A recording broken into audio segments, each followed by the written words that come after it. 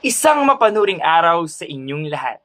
Sa araw na ito, tatalakayin natin ang teoryang realismo at feminismo. Gayun din, susuriin natin ang ilang akdang pampanitikan.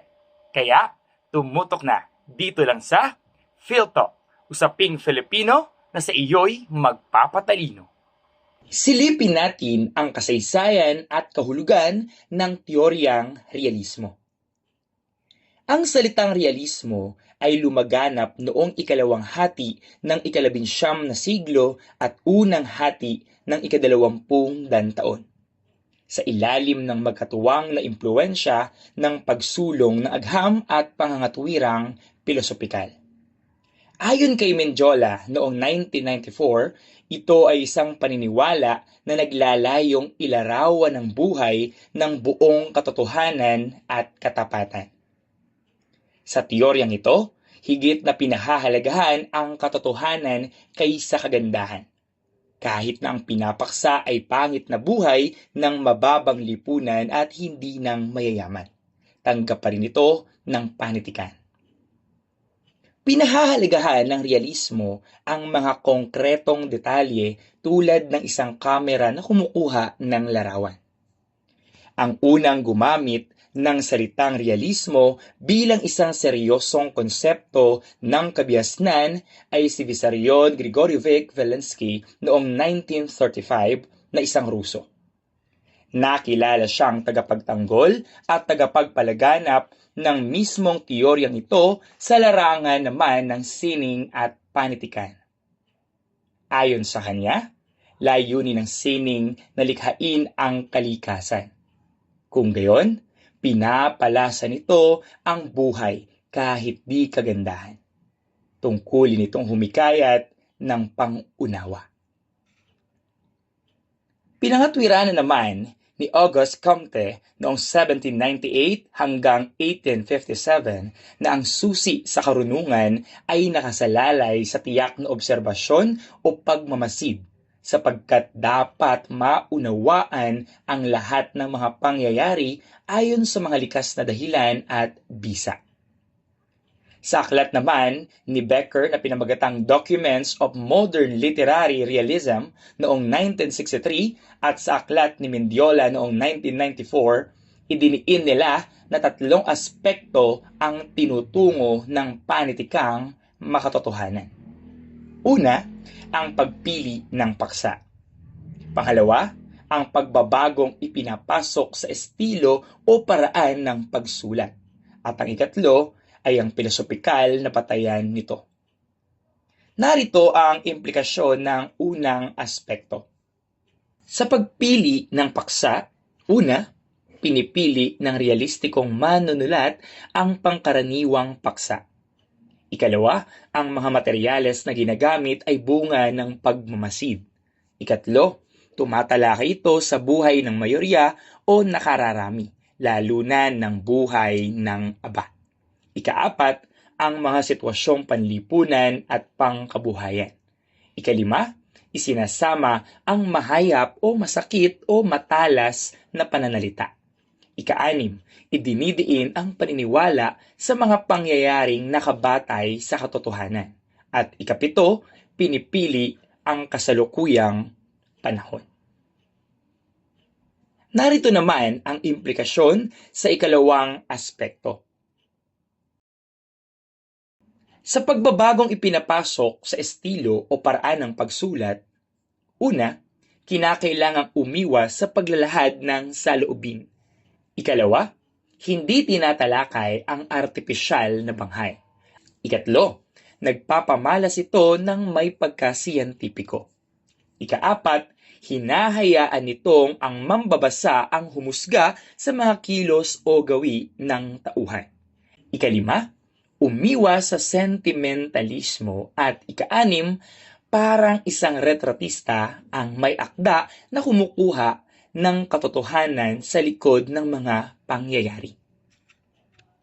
Narito naman ang mga implikasyon ng pilosopikal na patayan. At dito, hindi maaaring magpahayag ng pansariling pagkiling sa mga bagay, tao, kaisipan o karanasan na kaniyang inilalarawan. Una, Ano-anong mga konkretong detalye sa akda ang naipakita para matukoy ang sumusunod? Halimbawa, kung ang tagpuan ng maikling kwento ay may kinalaman sa ospital, maaaring dito ilarawan natin ang kalagayan ng ospital, ang kalakaran ng ospital, maging ang paglilingkod ng mga doktor, nurse at ang kalagayan ng mga pasyente. Ikalawa, makatotohanan ba ang pagkakalarawan sa mga tauhan? Dito ay isa-isahin ang mga larawan na nagpapakita ng totoong katangian ng tao sa isang lipunan. Ikatlo, ano-ano ang mga konkretong paglalarawan ng buhay ng may akda na binanggit sa teksto? At ikaapat, bumanggit ng patunay sa akda na ang may akda ay tulad ng isang retratista. Sa puntong ito, suriin natin ang maikling kwentong Mabangis na Lungsod ni Efren Abueg gamit ang teoryang realismo. Ang pagsusuri sa Mabangis na Lungsod gamit ang teoryang realismo ay nakatuon sa paghubad ng maskara ng lipunan upang ipakita ang hubad na katotohanan. Sa realismo, ang sining ay salamin ng buhay. At sa kwentong ito, ang salamin ay nakatutok sa madidilim na sulok ng Quiapo. Narito ang malalim na pagsusuri batay sa mga aspekto ng realismo. Una, silipin natin ang katotohanan sa likod ng karakter ni Adong. Sa realismo, ang mga tauhan ay hindi superhero o ideal. Sila ay mga karaniwang tao na may totoong pinagdaraanan. Halimbawa, sa maikling kwentong ito, si Adong ay kinakatawan ng libo-libong batang lansangan sa Pilipinas. Ang kaniyang pagtitiis sa gutom, ang kaniyang maruming anyo at ang kaniyang takot kay Bruno ay hindi katang-isip lamang. Ito ay dokumentasyon ng umiiral na kondisyon ng mga batang biktima ng kahirapan. Hindi siya inilarawan bilang isang batang masaya sa kabila ng hirap, kundi isang batang unti-unting dinudurog ng realidad. Ikalawa, sa aspekto naman ng kapaligiran bilang salamin, ang Quiapo. Ang tagpuan sa realismo ay hindi lamang dekorasyon. Ito ay may malaking impluwensya sa takbo ng kwento. At sa pagsusuri ng maikling kwentong ito, ang simbahan ng Quiapo ay nagsisilbing ironya. Sa harap ng bahay dalanginan kung saan naroon ang kabutihan ay doon din nagaganap ang pangingikil at karahasan. Ang ingay ng jeep, ang siksikan ng mga tao at ang init ng kalsada ay nagpapatindi sa kabangisan ng lungsod na inilalarawan ni Abueg. Sa ikatlong aspekto naman, tunggalian na tao laban sa lipunan, sa halip na mga multo o engkanto, ang kalaban sa realismo ay ang sistema. At sa pagsusuri sa maikling kwento, si Bruno ay hindi lamang isang individual na kontrabida. Siya ang simbolo ng mga mapagsamantala sa lipunan, gaya ng mga sindikato o mga taong mas malakas na nambibiktima ng mahihina. Ang tunggalian ni Adong ay hindi lamang sa pisikal na sakit, kundi sa kawalan ng proteksyon mula sa batas at lipunan. Ang katotohanang walang tumutulong kay Adong habang siya ay kinokotongan ay isang masakit na realidad ng kawalan ng pakialam ng kapwa, o tinatawag sa Ingles na apathy. Sa ikaapat na aspekto naman, sa wakas, makikita ang kawalan ng romantisasyon. Isang katangian ng realismo ang hindi pagpilit sa isang happy ending, kung hindi naman ito ang lohikal na hantungan ng kwento. At sa pagsusuri ng maikling kwento, ang pagtakas at kalaunang pagkakahuli kay Adong ni Bruno sa dilim ay nagpapakita na sa totoong buhay, hindi laging nananalo ang mabuti. Ang pagtatapos ng kwento na iniwan si Adong sa gitna ng kaniyang pait ay isang paraan upang hamunin ang konsensya ng mambabasa.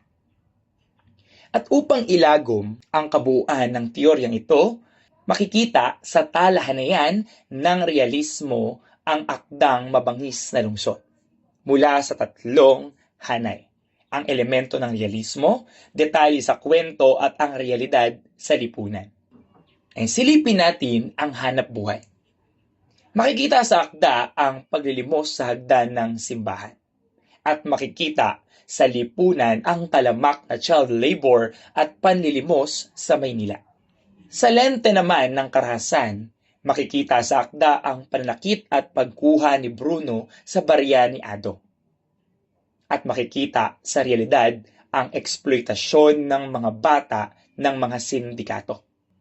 Sa ikatlong bahagi naman, ang emosyon, makikita sa akda ang matinding takot at kawalang pag-asa ni Adong. Na sa realidad ng buhay, makikita natin ang psychological trauma ng mga taong nasa laylayan. At sa ikaapat na bahagi, ang social apathy, makikita sa akda ang mga taong dumaraan lang at hindi pinapansin si Adong.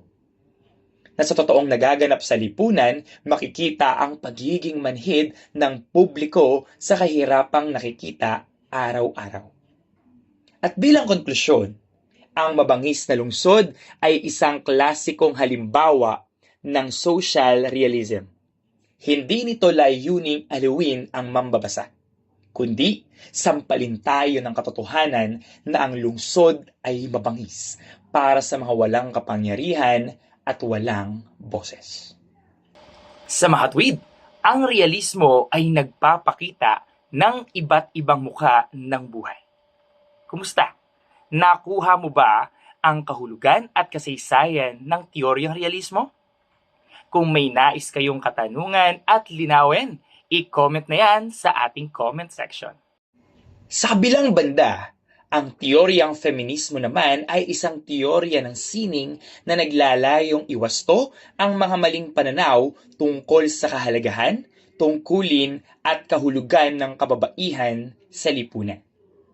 Ayon kay Bautista noong 1995, sa mga nakaraang taon, ang daigdig ay naging makalalaki. Nais ng feminismo na ilagay ang babae sa kanyang tamang lugar sa isang patriarkal na lipunan, kung saan walang pagkakapantay-pantay ang mga babae at mga lalaki. Naglalayon din itong malabanan ang opresyon o pang-aapi ng sistemang patriarkal sa kababaihan at mabuwag ang mga dekahong imaheng ibinibigay sa babae at lalaki. Kilalanin natin ang ilang makikilalang feministang manunulat. Noong 1792, sa aklat na A Vindication of the Rights of Women, o sa Filipino, isang pagtatanggol sa mga karapatan ng kababaihan, iminungkahi ni Mary Wollstonecraft na bigyan ng pantay na oportunidad ang kababaihan sa edukasyon, trabaho at politika upang makawala sa tradisyonal na mga tungkulin. Sa sanaysay naman ni Virginia Woolf na pinamagatang A Room of One's Own noong 1929, hinimok niya ang kababaihan na isulat ang kanilang iniisip, magkaroon ng sariling silid at magkaroon ng sapat na pera upang makapagsarili. Naniniwala naman si Simone de Beauvoir sa kanyang Second Sex noong 1949 na ang kalayaan ng kababaihan ay kalayaan din ng kalalakihan. Sa akda naman ni Betty Friedan na The Feminine Mystic noong 1963, tinuligsa niya ang pagkokondisyon sa kababaihan na maging masunurin at manahimik sa kagustuhan ng lalaki. Para naman kay Kate Millett sa kanyang Sexual Politics noong 1970, ang pang-aapi sa babae ay sanhi ng pangkabuhayang di pagkakapantay-pantay, mga katuruan at paniniwala at ang patriarkal na lipunan. Narito ang batayan sa pagsusuri ng akdang feminismo. Una, sa paksa, kinakailangang makatotohanang inilalarawan ang mga karanasan ng kababaihan sa matatapat na pamamaraan. Prangka, tuwiran ang paghahalughog sa kanilang mga problema sa araw-araw, pagpapaunawa sa kanilang malalim na emosyon at pagtatama sa tradisyonal na mga palagay. Ikalawa, sa estilo, kinakailangan namang malaya ito. Karaniwan ang mga ginagamit na pananalita. Ikatlo, sa forma, kinakailangang mabisa ang dramatikong monologo at realistikong kwento. At ikahuli, sa tauhan, hindi na dekahon, gaya ng sunod-sunurang asawa, martir na ina, dominanteng madrasta, soltera at iba pa, kundi mga babaeng aktibo na. Narito naman ang ilang mga katanungang maaaring gamitin sa mga akdang feminismo. Una, ano-anong pagbabago sa paglalarawan sa babae ang nakita sa akda? Ikalawa, paano nailarawan ng may akda ang mga karanasan ng kababaihan sa matapat na pamamaraan? Ikatlo, patunayang hindi nadekahon ang pagkakalarawan sa babae. Ikaapat, ano-anong problema ng kababaihan ang naipakita sa akda? Ikalima, anong napansin mo sa dialogo ng mga tauhan?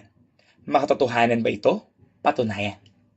At ika-anim, gamit ang talahan na yan, ay maaaring kunin ng mga mambabasa ang dalawang mahalagang kailangan sa pagsusuri ng akdang feminismo. Una, ang dating paglalarawan sa babae sa mga akda. At ang ikahuli ay ang pagbabago sa paglalarawan sa babae sa mga akda. Sa puntong ito, suriin natin ang nobelang Dekada 70 ni Luwalhati Bautista gamit ang teoryang feminismo. Ang pagsusuri sa nobelang Dekada 70 ni Luwalhati Bautista gamit ang teoryang feminismo ay nakatuon sa paglalakbay ni Amanda Bartolome mula sa pagiging isang tradisyonal na asawa at ina tungo sa pagiging isang mulat at malayang individual. Sa ilalim ng lente ng feminismo, ang nobela ay hindi lamang tungkol sa batas militar, kundi tungkol sa pagbaklas sa patriarka o dominasyon ng mga lalaki sa lipunan. Una, silipin natin ang teoryang feminismo sa pagbaklas sa patriarka. Sa simula ng nobela, ang pamilya Bartolome ay isang malinaw na representasyon ng patriarkal na istruktura. Sapagkat makikita sa akda na si Julian, na asawa ni Amanda, ang haligi ng tahanan at ang tanging nagpapasya. Tahasan niyang sinabi kay Amanda na, hindi ka magtatrabaho habang ako ang lalaki sa ating dalawa. Kung sisilipin naman natin sa feministang pananaw, ipinapakita rito ang pagkakulong ng babae sa loob ng tahanan o yung tinatawag natin sa Ingles na domestic sphere. Ang halaga ni Amanda ay ibinabatay lamang sa kaniyang pagiging asawa ni Julian at ina ng kaniyang 5 anak na lalaki. Ikalawa, kung titingnan naman natin ang paghahanap ng sariling pagkakakilanlan, ang pinakaugat ng feminismo sa akda ay ang pagnanais ni Amanda na makilala ang kaniyang sarili sa labas ng kaniyang mga tungkulin sa pamilya. Kung susuriin ang akda, madalas itanong ni Amanda sa kaniyang sarili kung sino ba siya bukod sa pagiging ina nila Jules, Gani, Eman, Jason at Bingo. Nais niyang magtrabaho at magkaroon ng sariling boses. Kung sisilipin naman natin sa feministang pananaw, ang kaniyang pagtatangkang maghanap ng trabaho ay isang anyo ng pag-aalsa laban sa ekonomikong dependensya ng mga babae sa mga lalaki. Ikatlo, kung sisilipin naman natin, ang politikal ay personal. Isa itong sikat na slogan sa feminismo na makikita sa pagkamulat ni Amanda. Kung susuriin ang akda, ang mga nangyayari sa labas ng kaniyang bahay, ang pag-aaktivista ni Jules, ang pagkamatay ni Jason ay pumasok sa loob ng kaniyang tahanan. Hindi na sapat ang pagiging nanay lang. At kung sisilipin naman natin sa feministang pananaw, ang paglahok ni Amanda sa mga protesta sa dulo ng nobela ay nagpapatunay na ang mga babae ay may mahalagang papel sa kasaysayan at politika, hindi lamang sa kusina. At ikahuli, kung susuriin naman natin ang simbolismo ng boses, sa kabuuan ng kwento, ang pagbabago ni Amanda ay masusukat sa kung paano niya ginagamit ang kanyang boses. Mula sa akda, makikita ang kaniyang pananahimik. Noong una, sumusunod lang siya at nananahimik kahit nasasaktan. Ngunit nagbago ito tungo sa kaniyang pagsigaw. Ang eksenang sinigawan niya si Julian at ang kaniyang pagpapasya na makipaghiwalay, kahit hindi natuloy sa kwento, ay nagpapakita ng kaniyang agency o ang kapangyarihan na magpasya para sa sarili. At upang ibuod ang pagsusuri sa nobelang ito, gamitin natin ang talahanayan ng transformasyon ni Amanda gamit ang tatlong hanay. Aspeto, tradisyonal mula sa simula at kung paano itong nagbago sa wakas ng may kamulatang feminista. Una, silipin natin sa papel sa bahay. Naging sunod-sunuran si Amanda at tagasilbi ng kape at taga-asikaso sa kaniyang mga anak. Ngunit sa wakas, makikita natin na kasama na siya sa pagpapasya at katuwang na sa usaping politikal. Sa pananaw naman sa trabaho, tinatanggap na ang lalaki lang ang dapat kumita. Ngunit sa huli, na ipaglaban ang karapatang magkaroon ng karera. Ikatlo, sa boses naman, makikita nating tahimik at nagkikimkim ng damdamin. Ngunit sa huli, nakita natin ang katapangan sa pagpapahayag ng opinyon at sumasali si Amanda sa iba't ibang kilos protesta. At ikahuli, sa kanyang pagkakakilanlan, makikita natin na nung una, ito ay nakakahun lamang o nakikilala bilang asawa ni o ina ni. Ngunit sa huli, makikita na siya ay isang individual na may sarili ng paninindigan. At bilang konklusyon, ang dekada 70 ay isang tagumpay para sa feminismong Pilipino. Dahil ipinakita nito na ang kalayaan ng bansa laban sa diktadura ay kaakibat ng kalayaan ng mga kababaihan laban sa patriarka. Ang huling linya ni Amanda, mamatay man ako, ayos lang. Nakita ko na ang hinahanap ko ay tumutukoy sa kaniyang nahanap na sarili at poses. Kung gayon, ang feminismo ay pagsusulong ng pagkakapantay-pantay sa lahat ng kasarian sa lipunan. May nais ka bang linawin? I-boses na yan sa comment section. Dito na nagtatapos ang ating talakayan. Kaya, matutong manindigan anuman ang iyong kasarian at yakapin ang katotohanan sa likod ng buhay. Hanggang dito na lang mga katok, naway may napulot kayo sa Philtalk na ito. Hanggang sa muli, paalam!